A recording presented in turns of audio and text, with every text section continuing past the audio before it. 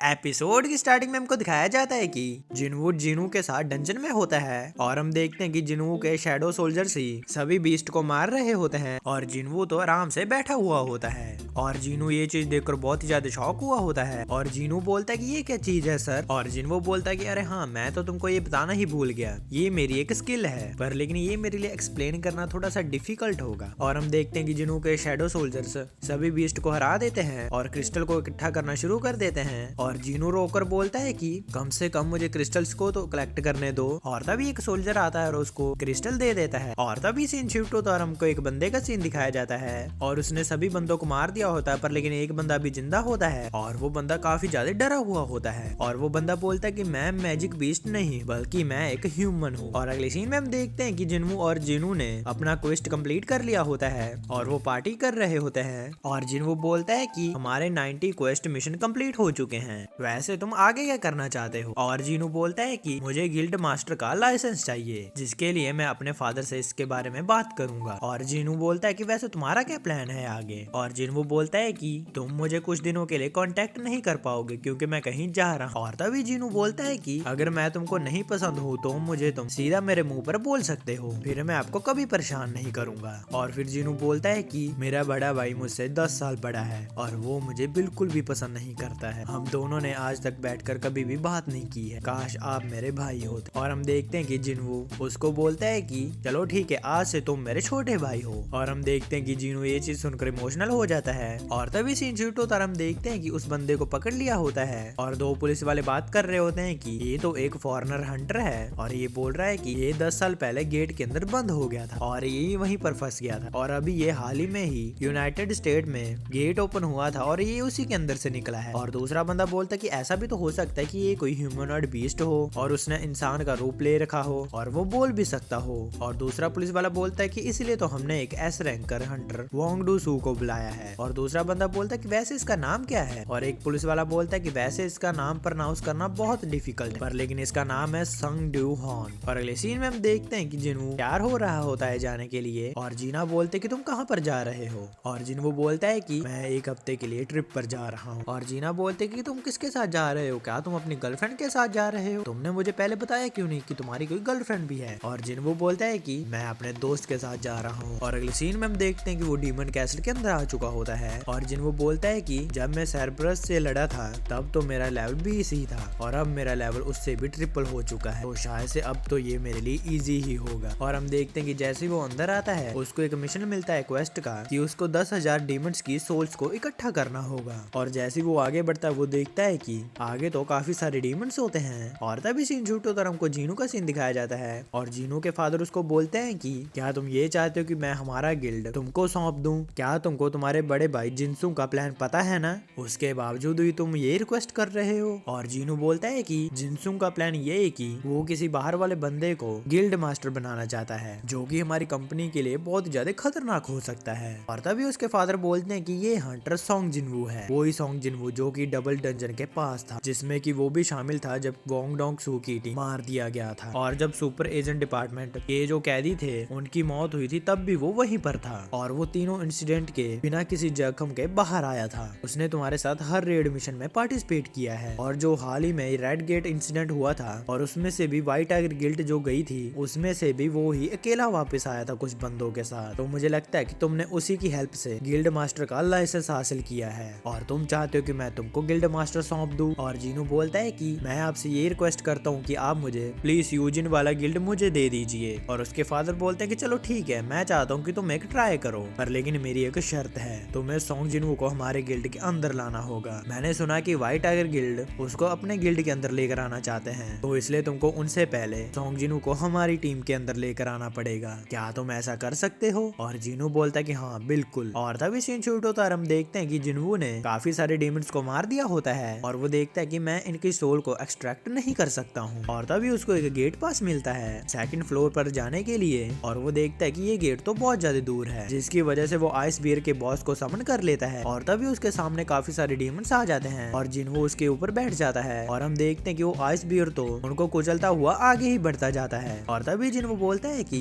आज से तुम्हारा नाम टैंक होगा। और तभी सीन शूट होता है, हमको चाय का सीन दिखाया जाता है जो कि स्विमिंग करके बाहर निकली होती है। और तभी वो अपने पास का सीन याद करती है और वो चोयजुंग को बोलती है कि क्या हम लोग इस चीज को पब्लिक को नहीं बता सकते हैं कि जो रेड आंट्स हैं उनके पंख निकल आए हैं और वो कभी भी यहाँ पर पहुँच सकते हैं। आपने इस चीज के बारे में कुछ ही लोगों को क्यों बताया है? और चोय बोलता है कि ये एसोसिएशन का ऑर्डर है और वैसे भी अगर हम उनको ये बात बताएंगे तो वो बेफालतू में ही डरने लग जाएंगे। चिंता मत करो, हमको अभी और भी ज्यादा ताकतवर बनना है और हमको इस देश का सबसे बड़ा गिल्ड बनना है। और तभी सीन शूट होकर हमको जिन्वू का सीन दिखाया जाता है। जिन्वू बोलता है कि जब मुझे इस डंजन की चाबी मिली थी मुझे लगा था कि ये कोई एस रैंक का डंजन है, पर लेकिन मुझे लगता है कि यहाँ पर जो ज्यादातर डीमंड्स हैं वो अपर बी के ही हैं। और हम देखते हैं कि वो अलग अलग फ्लोर्स पर जा रहा होता है, वो डीमंड्स को मारता जाता है और वो आगे बढ़ता रहता है। और जिन्वू बोलता है कि मेरे पास ज्यादा खाना भी नहीं बचा है तो इसलिए मुझे जल्दी से जल्दी घर भी जाना होगा, क्योंकि मैंने जीना को वादा किया है कि मैं एक हफ्ते के अंदर वापस आ जाऊंगा। और हम देखते हैं कि वो 10,000 डीमंड्स की सोल्स को कलेक्ट कर लेता है और उसको 50th फ्लोर पर जाने के लिए इस बॉस को हराना पड़ेगा जो कि गॉड होता है लोअर फ्लोर का।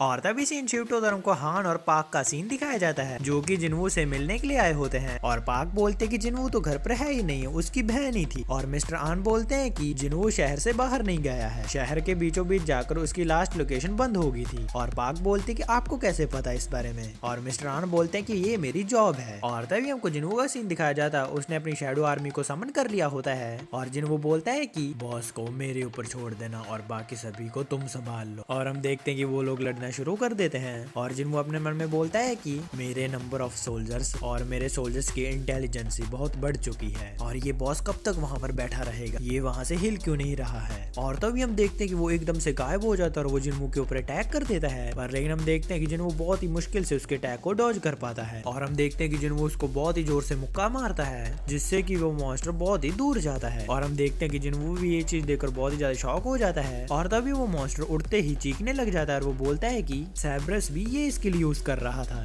और हम देखते हैं कि वो मॉन्स्टर उसके ऊपर बहुत ही तेजी से अटैक कर देता है और जैसे ही वो मॉन्स्टर जिन्वू को मारने वाला होता है तभी जिन्वू आयरन को आवाज देता है और आयरन जिन्वू की तरफ अपने शील्ड फेंक देता है और जिन्वू अपने आगे शील्ड कर लेता है। और हम देखते हैं कि वो मॉन्स्टर तो उसके ऊपर कंटिन्यूअसली अटैक करते ही रहता है, वो तो रुकने का नाम ही नहीं ले रहा होता है। और जैसे ही जिन्वू को मौका मिलता है वो उसके ऊपर अटैक कर देता है, पर लेकिन वो मॉन्स्टर तो ये चीज समझ ही जाता है और जिन्वू बोलता है कि क्या ये मेरी मूवमेंट्स को रीड कर सकता है, अब मुझे इसके छोटे सर के ऊपर ही अटैक करना होगा और जिस तरीके से ये मूवमेंट कर रहा है मुझे इसको पहले रोकना होगा। और हम देखते हैं कि जिन्वू पीछे की तरफ भागने लग जाता है और एक बिल्डिंग के ऊपर चढ़ जाता है और वो मॉन्स्टर रुक ही नहीं पाता और वो बिल्डिंग के बीच में जाकर लगता है और तभी जिन्वू को मौका मिल जाता है और वो उसके सर के ऊपर अटैक कर देता है जिससे कि वो मॉन्स्टर मर ही जाता है। और तभी सीन शूट होता है, हम देखते हैं कि वांगडूसू संग इलूहान के पास पहुंच जाते हैं और वांगडूसू बोलता है कि अच्छा आजकल के बीस्ट इंसानी भेष भी बदलने लग गए हैं। और हुआन बोलते हैं कि तुम चाहो तो मेरा डीएनए टेस्ट करवा सकते हो, मैं एक ह्यूमन ही हूँ। और वांगडूसू बोलता है कि मुझे तो बेफालतू का ही काम दे दिया। और हुआन बोलते हैं कि क्या मैं तुमसे एक क्वेश्चन पूछ सकता हूँ? और वांगडूसू बोलता है कि मैं तुम्हारे किसी भी क्वेश्चन का जवाब नहीं दूंगा। और हुआन बोलते हैं कि इंसानों को गेट्स या मैजिक बीस्ट के बारे में कितना ही पता है। और वांगडूसू बोलते हैं कि तुम क्या बकवास कर रहे हो। और हुआन बोलते हैं कि तुमको गेट्स या मैजिक बीस्ट के बारे में कितना ही पता है। और वांगडूसू बोलते हैं कि तुम कहना क्या चाहते हो। और हुआन बोलते हैं कि डंजन्स गेट मैजिक बीस्ट ये तो बस एक चेतावनी है एक आने वाली तबाही की।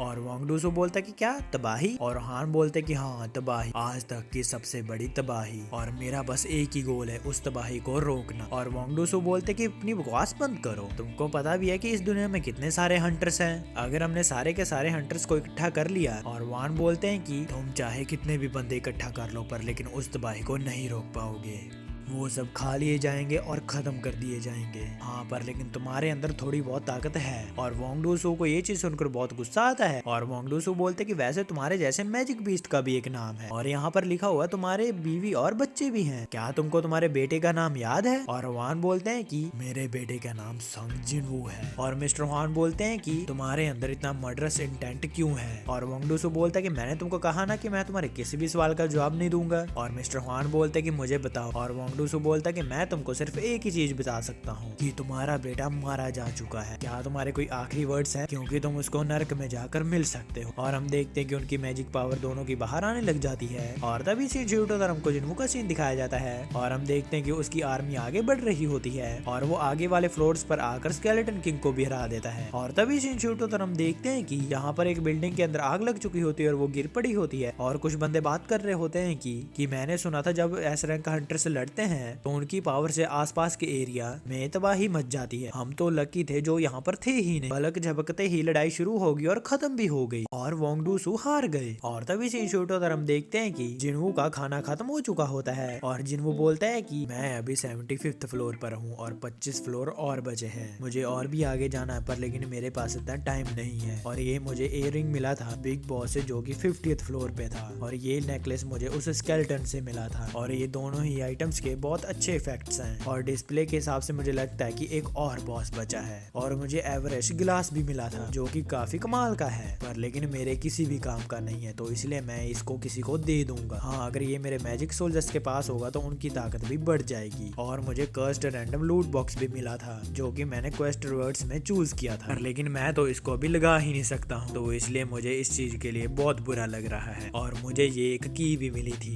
जिसकी यहाँ पर कोई भी इंफॉर्मेशन नहीं दिखा रहा है। और मुझे वर्ल्ड ट्री फ्रेगमेंट के लिए पहला और दूसरा इंग्रेडिएंट मिल चुका है और ये एलिक्सिर ऑफ लाइफ बनाने के लिए बहुत ज्यादा इंपॉर्टेंट है। और बस एक और चीज बची है जिसके बाद मैं अपनी मॉम को बचा सकता हूँ पर लेकिन अभी के लिए मुझे वापस जाना पड़ेगा। अगली बार जब मैं आऊंगा मैं उसको जरूर लेकर जाऊंगा। और इसी के साथ हमारा ये एपिसोड खत्म हो जाता है। गाइस मुझे माफ करना कि मैं ये एपिसोड उसी दिन नहीं डाल पाया क्योंकि मैं अभी बीमार चल रहा हूँ। अभी तो गाइस मैंने इसका वॉइस ओवर किया है, पता नहीं आपको ये वीडियो एडिट होकर कब मिलेगी तो इसलिए गाइस मुझे प्लीज माफ कर देना। वीडियो पसंद है तो वीडियो को लाइक और चैनल को सब्सक्राइब करके जरूर जाना। अगर वीडियो नहीं भी पसंद है तो कमेंट्स में फीडबैक देते जाना ताकि मैं उसको फ्यूचर में इम्प्रूव कर सकूं। वीडियो पसंद है तो वीडियो को लाइक और चैनल को सब्सक्राइब करके जरूर जाना। मैं जा रहा हूँ, आप भी अपना जरूर ध्यान रखना। मैं मिलता हूँ आपको नेक्स्ट वीडियो में। Thanks for watching.